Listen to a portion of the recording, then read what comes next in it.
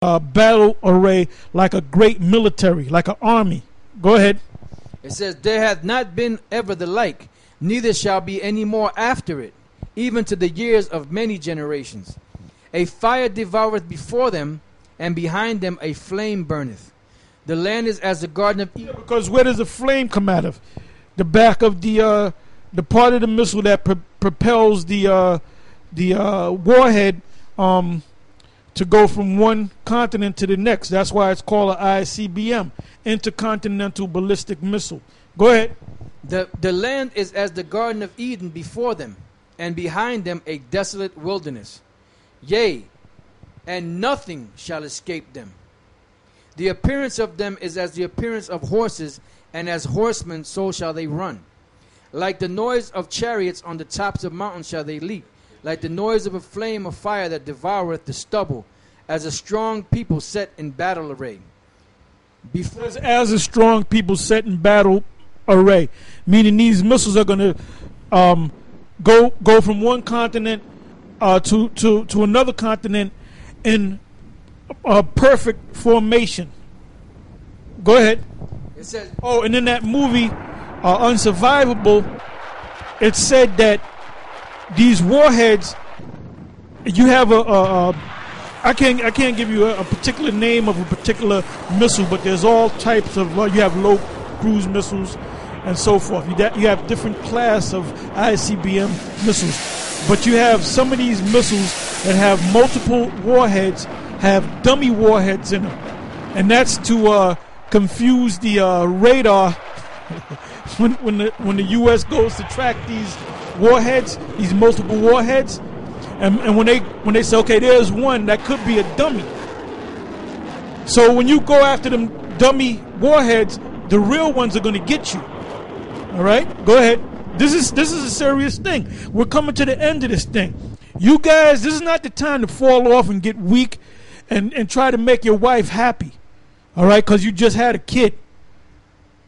If you fall off, man, shame on you, man. That means you was never of the elect, man. This ain't time to get weak. All right? This ain't time to lighten up. It's time to tighten up. Go ahead. It says, before their face the people shall be much pained.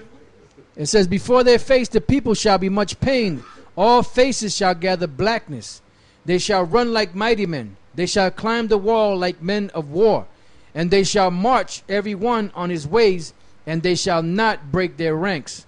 Neither shall one thrust another. They shall walk every one in the path. And when they fall upon the sword, they shall not be wounded. They shall run to and fro in the city.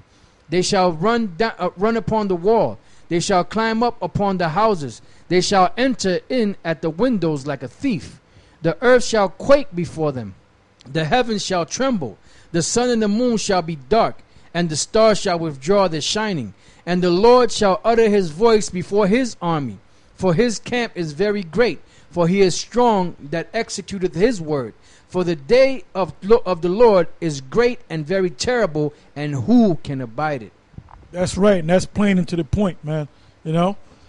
So let's go to this last video clip, and then we're going to close after this.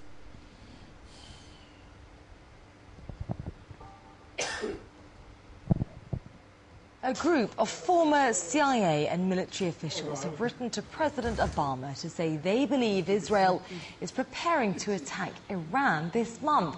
The experts explain Israel wants to launch a war suddenly and make it politically untenable for Obama to do anything other than further support, to offer full US military support. But Michael Chuzadowski from the Canadian Centre for Research on Globalization thinks that in reality, Israel would need Washington's backing first. Signatories of this memo are very serious and people, and of course this message should be taken very seriously. It is technically, from a military standpoint, impossible for Israel to actually launch a war on Iran without the green light from the United States.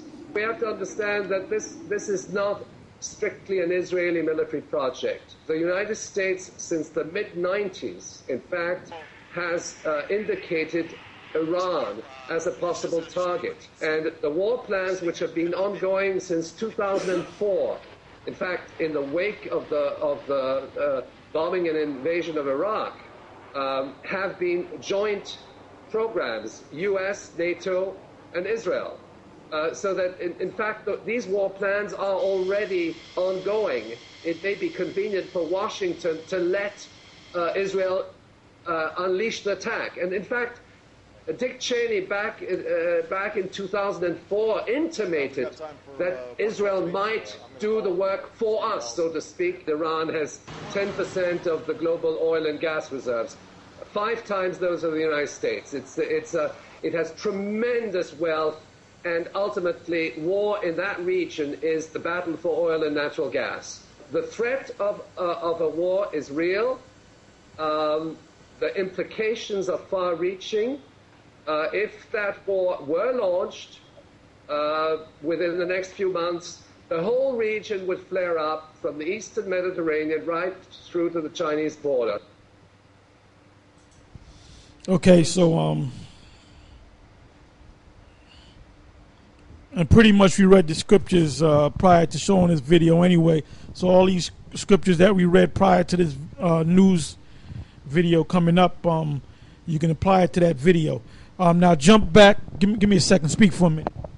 Right. So basically, you know, like Elder Tar was telling you, we're at the time of the end. You know, this place is about to go down. You know, everything is there. It's trudging along. So you see everything happening. So we're gonna go to the next video, and this is dealing with the RFID chip. For those of you that don't think the RFID chip in the mark of the beast is real. At 10 continues. Big Brother is watching. There's a nationwide push to start tracking where children are during school hours. They would basically be microchipped, kind of like a pet. ABC4 News wanted to know what parents in Utah think about the possible tracking system. The night team's Kimberly Nelson joins us now live in Salt Lake City. Kimberly, what are they saying? Well, they're not excited about it, and here's the deal. Students who play hooky cost school districts money. So to recoup some of that money, they're taking those drastic steps, as you just mentioned. But parents we spoke with are outraged about what this could mean for our future. You may use it to get into secured buildings. And it's already embedded into most of your credit cards, being scanned every time you swipe. The technology is known as Radio Frequency Identification System, and it's soon going to be used at some schools across the country to track students' whereabouts. Excuse me? They want to microchip my children? Like I do with my dog and my cat? That's right, students will be microchipped. At least their identification cards will, allowing administrators to track where the students are at all times. Very stupid. Because they're going to get away with it somehow. The move is designed to increase revenue. The more students schools can prove are in class, the more money they get from the federal government. A 1% increase in enrollment can mean more than $1 million for the district. But many we spoke with in Salt Lake City say the technology comes with another price. Once we do one step, it's going to happen to, well, let's do the, let's plant them inside of this person and stuff like everybody, that. Yeah. And everybody. It's going too far. It's unconstitutional. Sandra Bullock had that movie, The Net. It's still really far-fetched. Not that far-fetched, actually. In 2004, the FDA actually approved microchips that could be implanted into the human body for medical purposes, basically telling someone who they are, what kind of blood type they have, and any medical conditions.